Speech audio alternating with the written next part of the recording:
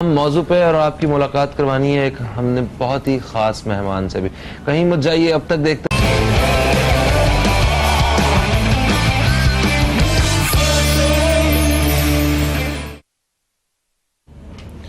Welcome back. आप देख रहे हैं न्यूज़ कैफ़े। मैं हूं फ़हीम अब्बास और प्रोग्राम के दूसरे हिस्से में हम दाखिल हो चुके हैं, जहां हम आपकी मुलाकात करवाने वाले हैं एक बहुत ही ख़ास मेहमान से।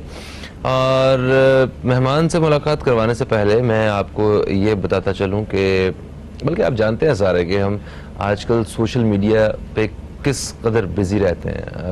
अगर कोई थोड़ा सा भी वक्त होता है तो हम फेसबुक हो, इंस्टाग्राम हो या यूट्यूब हो, यहाँ पे हम घंटों गुजार सकते हैं। मगर वो घंटों गुजारते हैं हम लोग, कुछ ऐसा ख़ास काम हमें नज़र आ रहा होता है। अगर कुछ आर्ट वर्क है, कुछ क्रिएटिव वर्क है या कोई पेंटिंग हो रही है, कोई वैसी कोई इंटरेस्टिंग वीडियो है, तो हम उसे देखते देखते देखते घंटों गुजार लेते हैं और हमें दुनिया भर का काम जो है वो वहाँ पे नज़र आ रहा होता है। मगर उस वक्त जब कोई ऐसी वीडियो वगैरह हमें नज़र आए और कोई बहुत ही क्रिएटिव काम नज़र आ रहा हो, कोई पेंटिंग हो, कोई आर्ट वर्क हो, कोई और इसी आर्ट के शोबे से ताल्लुक़ रखने वाली कोई ऐसी वीडियो हमारा दिल जीत ले और पता चले कि ये जो वीडियो बना रहा है इसका ताल्लुक़ तो पाकिस्तान से ही, तो दिल वैसे ही खुश हो जाता है कि क्या बात है, ज़बरदस्त।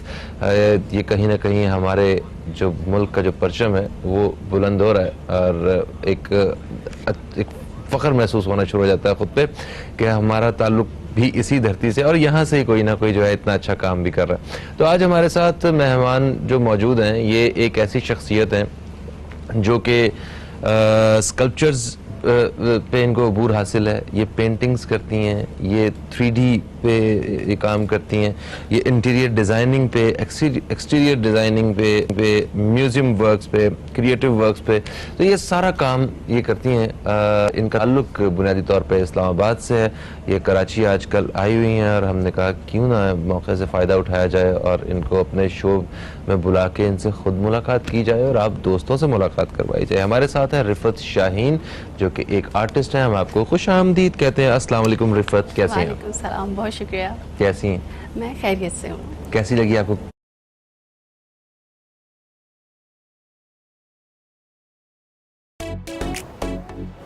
कराची से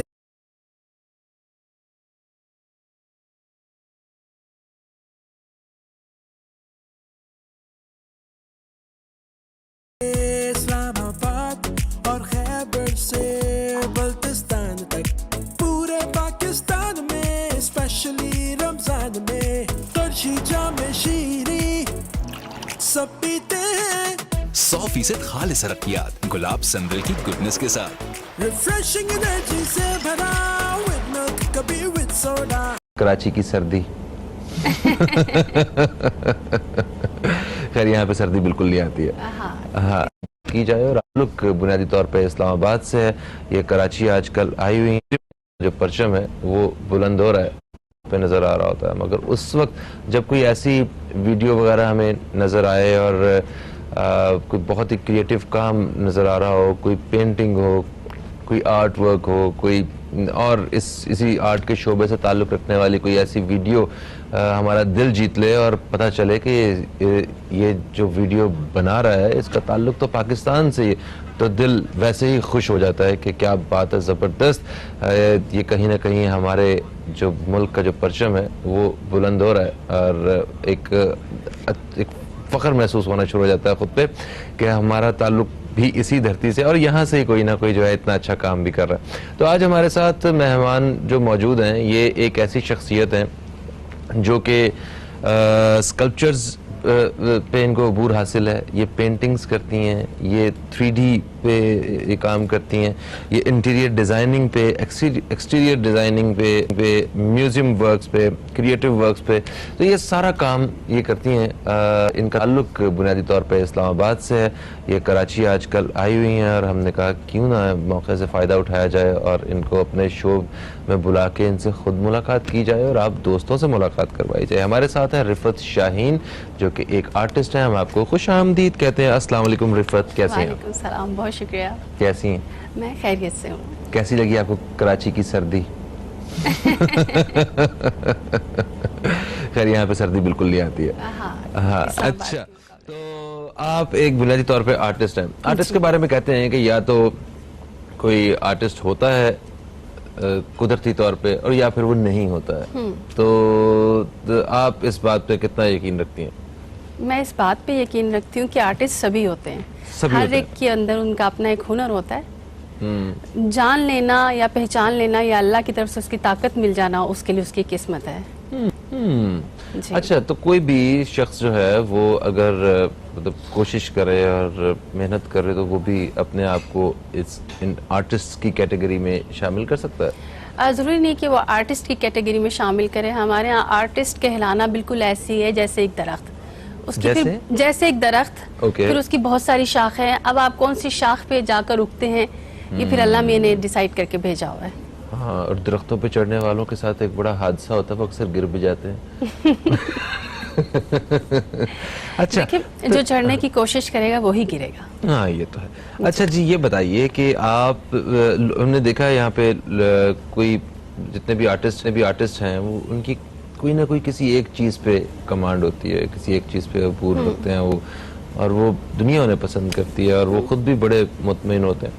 तो आपने इतने सारे शोबों का इंतखाब किया या एक दफा कुछ एक चीज से काम शुरू किया और करते करते करते आपने कहा मैं तो ये भी कर सकती हूँ, ये भी कर सकती हूँ, ये भी कर सकती हूँ? ये डिफरेंट डिपार्टमेंट्स हैं वो आर्ट के जिन पे आप काम करती हैं, तो कैसे इस छोटी सी उम्र में? ऐसा था कि शौक कहा जा सकता है या जुनून कहा जा सकता है, वो तो मुझे मुजस्मा साजी का था। अच्छा जी, लेकिन क्योंकि बेसिकली मैं फिर एक ये सख्त अल्फाज हो जाता है, तख्लीक कार हूँ, तो तख्लीकी मराहिल में जब कोई चीज़ जाती है तो फिर चाहे वो किसी भी कैटेगरी में चली जाए वो एक फनकार के हिस्से में आ जाती है। मुजस्मा साजी भी मेरे ख्याल इसमें कोई डिफरेंट ब्रांचेस हैं इसकी। कुछ वो लोहे को पिघला के धात के साथ हो रहा था, कुछ मिट्टी से, कुछ लकड़ी से। जी, इसमें ये मीडियम्स चेंज हो गए हैं। ब्रांचेस के हवाले से अगर बात की जाए तो इसमें लो रिलीफ, हाई रिलीफ स्कल्पचर्स, जिनको आजकल हम 3D स्कल्पचर्स कह रहे हैं, वैसे तो उनका असल नाम मुजस्मा ही है, बस वक्त के साथ साथ हमारी लुगत जो बदलती है तो हम उसमें नाम बदलना शुरू कर देते हैं। मुजस्मा सही है, दूसरा तो लफ्ज़ स्कल्पचर, वो तो मुझे कहना भी नहीं आता और आप करती हैं, वाह, मैं तो बस इस बात पे बड़ा मुतासिर हूँ। तो आपकी आज से अच्छी लगी।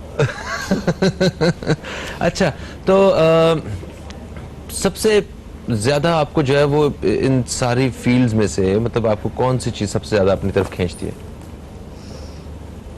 मुझे फितरत, यहाँ की नेचर। ओके। मैं शायद समझती हूँ कि मुझे रोकना पड़ता है खुद को कि मैं जाके उसके साथ, उस दरख्त के साथ या उस पत्थर के साथ जाके चिपसा ना हो जाऊँ।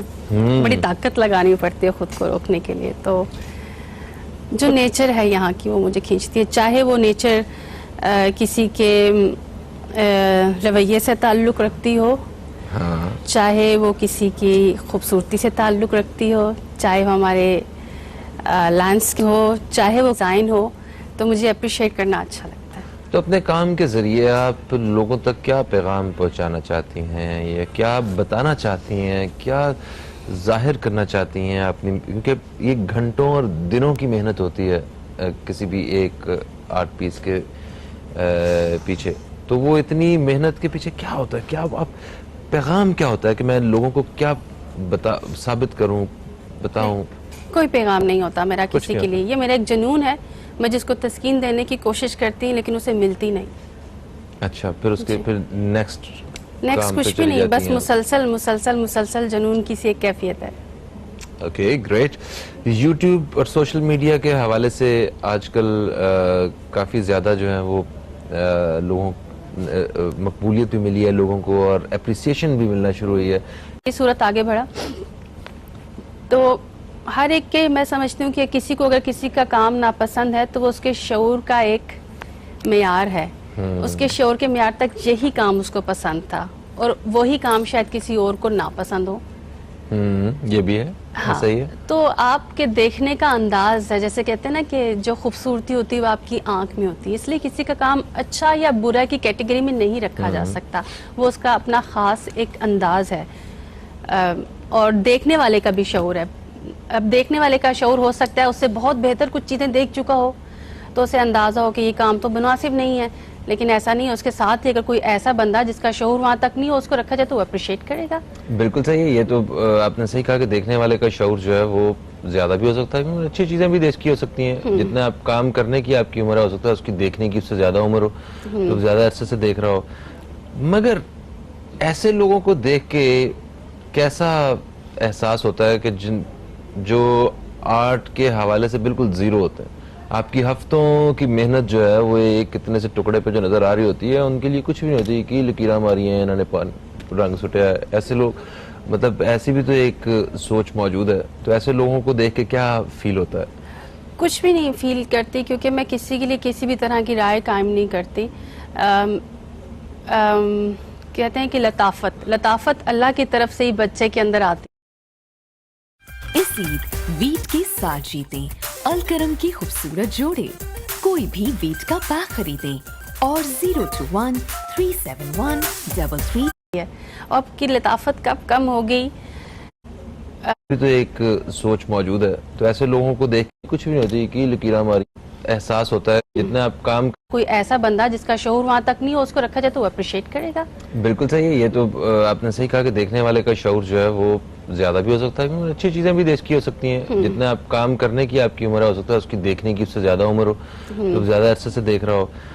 मगर ऐसे लोगों को देख के कैसा एहसास होता है कि जो आर्ट के हवाले से बिल्कुल जीरो होते हैं, आपकी हफ्तों की मेहनत जो है वो एक कितने से टुकड़े पे जो नजर आ रही होती है, उनके लिए कुछ भी नहीं होती कि लकीरां मारी हैं इन्होंने, रंग सुटिया है। ऐसे लोग, मतलब ऐसी भी तो एक सोच मौजूद है। तो ऐसे लोगों को देख के क्या फील होता है?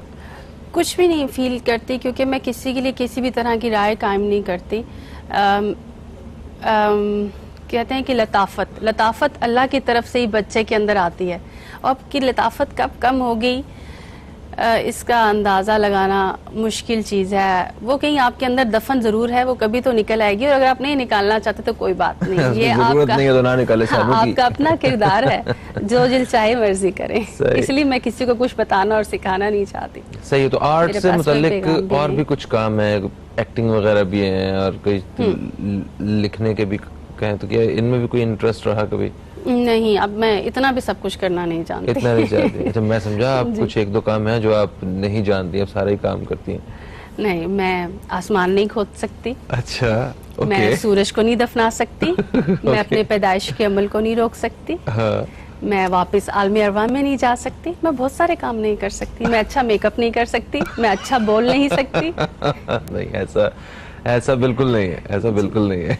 अच्छा, वैसे मतलब आप भी एक बिल्कुल आम खातून की तरह जो हमें इस वक्त देख रही हैं, उनकी तरह घर में बिल्कुल एक घरेलू खातून है। खाना पकाना, कपड़े धोना, सफाई करना, कपड़े इस्त्री करना, या ये सारे काम आपकी दुनिया से अलग हैं?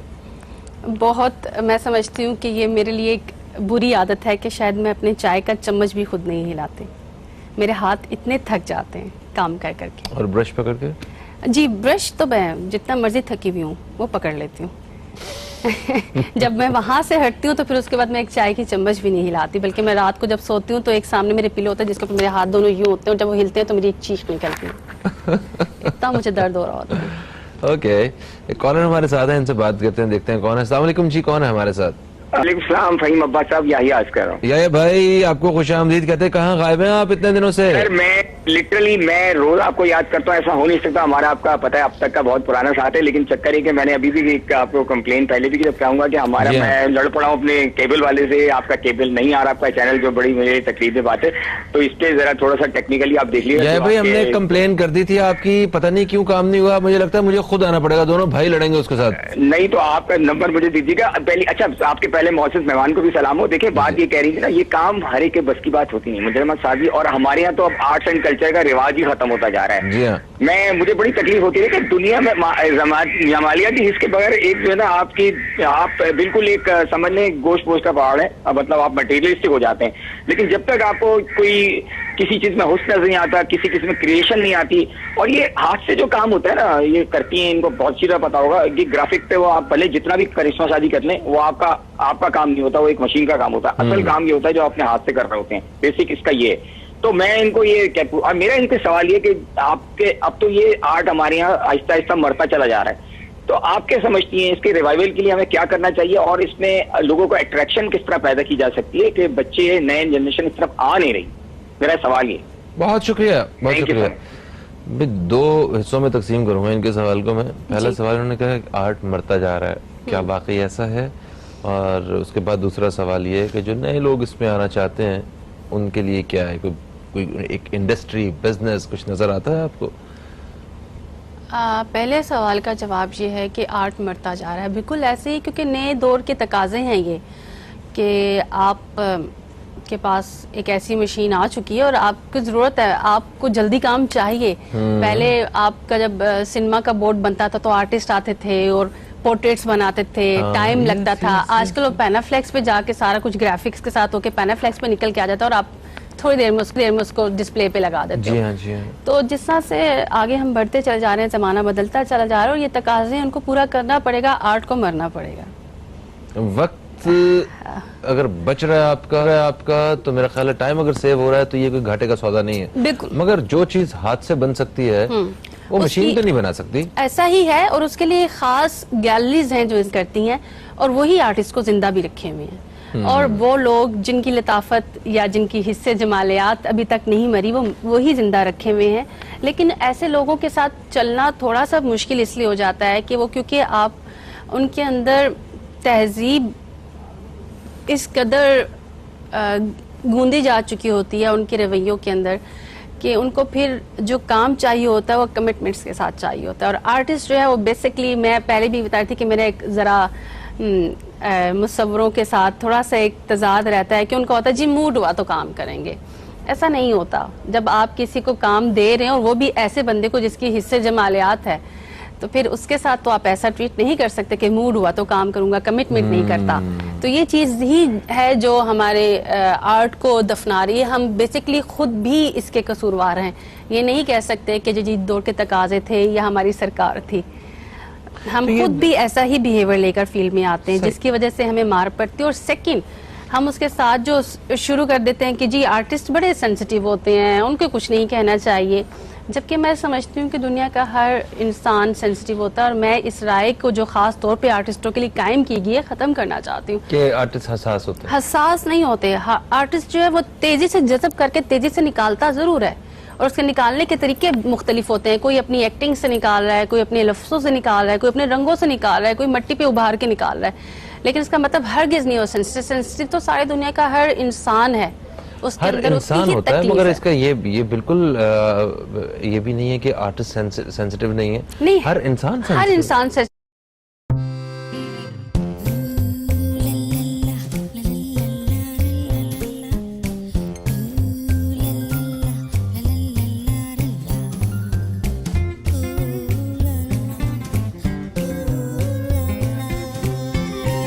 Something creamy, something special.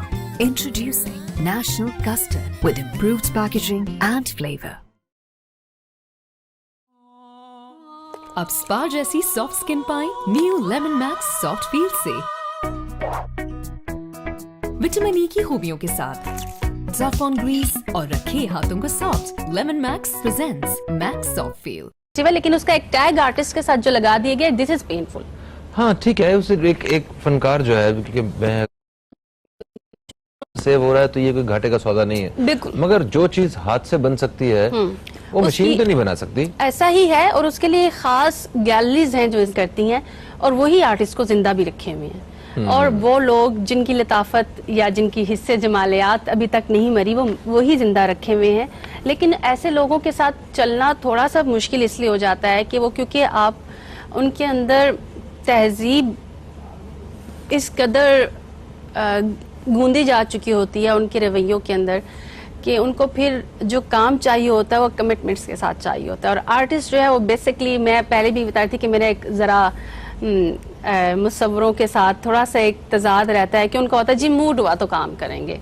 ऐसा नहीं होता। जब आप किसी को काम दे रहे हैं और वो भी ऐसे बंदे को जिसकी हिस्से जमालियात है, तो फिर उसके साथ तो आप ऐसा ट्रीट नहीं कर सकते कि मूड हुआ तो काम करूंगा, कमिटमेंट नहीं करता। तो ये चीज़ ही है जो हमारे आर्ट को दफना रही है। हम बेसिकली खुद भी इसके कसूरवार हैं। ये नहीं कह सकते कि जी दौड़ के तकाजे थे या हमारी सरकार थी।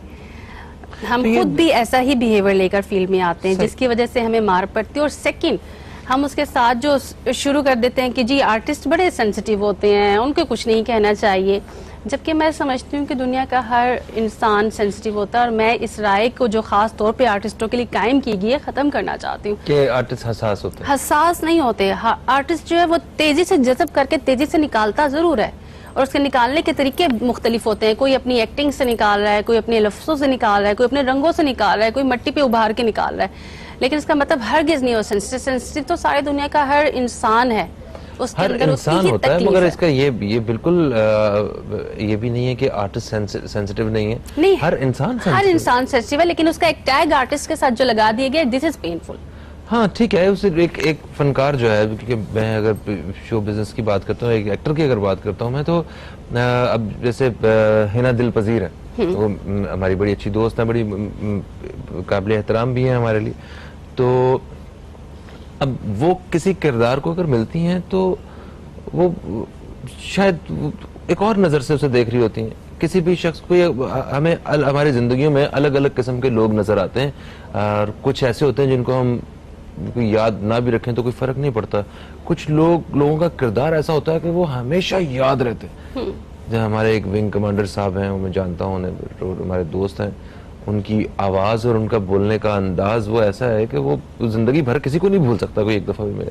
खैर, तो बात तो इसका मकसद हसास से तो नहीं है, इसका मकसद तो आपकी उस चीज से है जो आपने जज़ब कर ली और आपको याद रह गई। मैं ये कहना चाहता, जैसे वो हिना जी की बात कर रहा था मैं, कि वो हर कैरेक्टर को शायद वो एक और नज़र से, वो इतनी हसास हैं कि उन्हें वो पर्दे उनके सामने से उठ जाते हैं और चीजें और तरह से नजर आ रही होती हैं, और वो इतनी क्लियर नजर आ रही होती है कि वो खुद उन्हें अडॉप्ट भी कर सकते हैं। इसी तरह एक शायर है, मैं देखता हूँ कि चांद कितना खूबसूरत लग रहा है, वाह, मैक्सिमम तस्वीर खींच ली, ठीक है। एक शायर जो है वो तो इसको लफ्जों में परो देगा, वो इसे पता नहीं इसे और क्या क्या चीजें नजर आएंगी। मुस्तंसर हुसैन तारड़ साहब के सफरनामे पढ़े आप, वो बात सिर्फ इतनी होती है कि यहाँ से लेके फलानी जगह तक जो है ना, एक शख्स गया है, दोस्तों के साथ जा रहा था, मैं गाना लगा हुआ था बड़ा अच्छा गाड़ी में, और वो इसको इतने खूबसूरत तरीके से बयान करेंगे कि वो 4 सफ़ों तक आप पढ़ते रहेंगे उसी चीज को। तो इसी तरह एक आप भी तो एक हसास होने का एक एरिया है, महसूस करने में बड़ा फर्क है। तो हमारे साथ हिस्स जो लगा दी जाती है, अगर उसकी जगह हमें महसूस पे लगा दिया जाए तो मैं समझती हूँ ज्यादा बेहतर है। और मैं ये भी अल्फाज इस्तेमाल करूंगी कि जो मुसव्विर होता है या जो आर्टिस्ट, मैं एक पूरा ले लेती हूँ कि फनून लतीफ़ा से वाबस्ता जो लोग होते हैं वो जालिम होते हैं। फनून लतीफ़ा से वाबस्ता लोग जालिम होते हैं, क्योंकि जो वो देख रहे होते हैं माशरे में, जो वो अपने इर्द गिर्द देख रहे होते हैं, वो जितनी तेजी से जज़ब करके फिर जितनी बेबाकी से उसको निकालते हैं, तो ये नहीं सोचते कि माशरे पर उस पर का इम्पैक्ट क्या होने वाला है, और जिसके बारे में हम बोल रहे हैं उसको सुनने में कितनी तकलीफ होने वाली है। जैसे कि हम मंटो को ले लें, तो जब वो बोले तो उन्होंने जिसके बारे में बोला और जिस माशरे के बारे में बोला तो बड़ी सफाकी से बोला। तो इसके लिए आपका थोड़ा सा सफाक होना भी जरूरी है। सही है, मगर अगर आपके पास ये सलाहियत है तो आपकी जिम्मेदारी भी तो है कि आप जो चीज देख रहे हैं, जो महसूस कर रहे हैं, उसको आगे बताएं भी। हाँ जी, ये एक तो जिम्मेदारी उसका भी तो है। हसासियत से ज्यादा महसूसात से ताल्लुक रखना ज्यादा मैं समझूंगी कि आर्टिस्टों के साथ टैग लगाना बंद कर दिया जाए। दुनिया का हर शख्स हसास होता है, सही है, लेकिन महसूसात तेज जो है वो आर्टिस्टों की होती है, वो जल्दी जज़ब कर लेते हैं। ओके, अच्छा, यूट्यूब और ये सोशल मीडिया, इसकी वजह से कितना फायदा हुआ है इस आर्ट इंडस्ट्री से ताल्लुक रखने वाले लोगों को, इस बारे में कुछ बताइए। 80% मेरे 80% प्रोजेक्ट मेरे फेसबुक अकाउंट से आते हैं मुझे, और फायदा और नुकसान की बात आपके अपने इस्तेमाल के ऊपर है कि आप उसे किस तरह से इस्तेमाल करते हैं। ओके, तो नए जो आने वाले स्टूडेंट्स हैं, जब वो आते हैं इंडस्ट्री में तो आपको लगता है कि उनके लिए बड़ा बेहतरीन है, उनकी भी एक दिन करोड़ों की पेंटिंग बिक जाएगी, क्योंकि कदरदान तो मौजूद हैं यहाँ पे? उनके अंदर की तख्लीक पे डिपेंड करता है, उनके काम पे, उनकी मेहनत पे डिपेंड करता है कि उनकी करोड़ की पेंटिंग बिकती है कि नहीं बिकती। जी बिल्कुल ऐसा ही है। अच्छा सही है। तो वैसे आज भी, और मैं तो चाहूंगी बजाय मेरा मशवरा लेने के उसको निकालें जो उनके Assalamu alaikum. I'm Hamza Abdul Rauf and I'm the co-founder of Telemart. I'm glad to announce that Vivo has launched its first अंदर है, ताकि करोड़ की पेंटिंग बिकती है।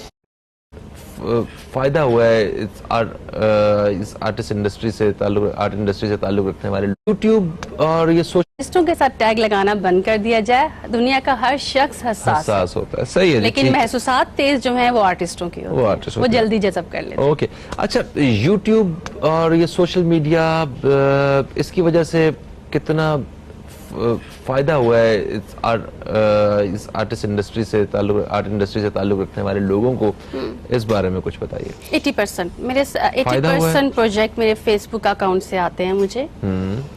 और फायदा और नुकसान की बात आपके अपने इस्तेमाल के ऊपर है कि आप उसे किस तरह से इस्तेमाल करते हैं।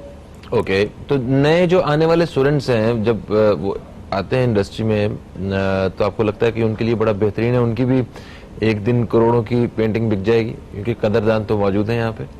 उनके अंदर की तख्लीक पे डिपेंड करता है, उनके काम पे, उनकी मेहनत पे डिपेंड करता है कि उनकी करोड़ की पेंटिंग बिकती है कि नहीं बिकती। जी बिल्कुल ऐसा ही है। अच्छा सही है। तो वैसे आज भी, और मैं तो चाहूंगी बजाय मेरा मशवरा लेने के उसको निकालें जो उनके अंदर है, ताकि करोड़ की पेंटिंग बिक जाए। हाँ, उसको भी निकालें, जो पेंटिंग अंदर पड़ी हुई वो भी निकालें और डालें उसकी जगह। अच्छा, तो कदर करने वाले मौजूद हैं? बिल्कुल मौजूद है, क्योंकि मैं जब से इस फील्ड में आई हूँ मेरा एक दिन ऐसा नहीं गुजरा कि मेरे पास काम नहीं था और मैं थक गई कि मैं अगले काम की जो कमिटमेंट करके बैठी हूँ तो उसके लिए मैं थोड़ा सा रेस्ट कैसे ले लूँ। मुझे अपनी हेल्थ पे कंप्रोमाइज करना पड़ रहा है। रिफत, हमारी नेक तमन्नाएं आपके साथ हैं, आप इसी तरह खुश रहें और अच्छा जो है वो उसे उतारती रहें और लोगों तक पहुंचाती रहें। थैंक यू सो मच हमारे प्रोग्राम में तशरीफ लाने के लिए। दोबारा भी कभी कराची आइएगा तो जरूर हमारे प्रोग्राम का हिस्सा बनिएगा। दोस्तों, यकीनन आपको हमारा आज का प्रोग्राम पसंद आया होगा। इंशाअल्लाह आप दोस्तों से कल फिर मुलाकात होगी। कल तक के लिए फ़हीम अब्बास को, न्यूज़ कैफे टीम को दें इजाजत। खुदा हाफिज। पाकिस्तान जिंदाबाद।